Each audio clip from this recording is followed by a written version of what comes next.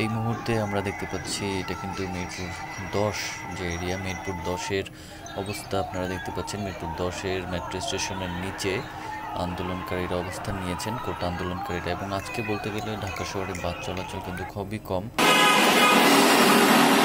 ঢাকা এখন মূলত ফাঁকা, আন্দোলনের কারণে, শাটডাউনের কারণে দেখতেই পাচ্ছেন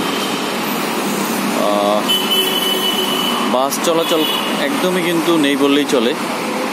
দুই একটা দেখা যাচ্ছে, সেটা হচ্ছে বেশি দূর যাচ্ছে না হয়তো বা, অথবা যাত্রী না তুলে গেট বন্ধ করেই সেগুলো কিন্তু যাচ্ছে।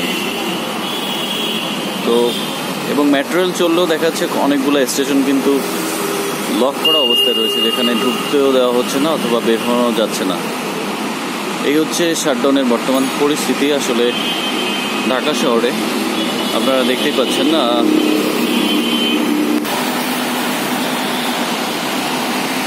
বাস চলাচল একদম নেই বললেই চলে। এরকম ফাঁকা ঢাকা শহর হয়তো বা ঈদের সময় আমরা দেখতে পাইনি।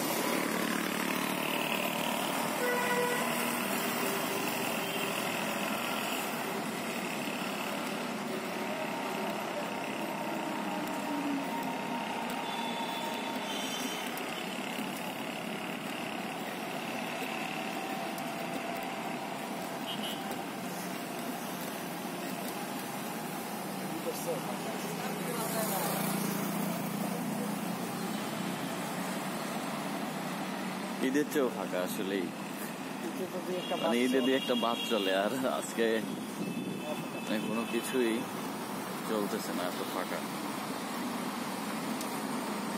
অবশ্য রিক্সা, সিএনজি, মোটরসাইকেল এগুলো টুকটাক দেখা যায়।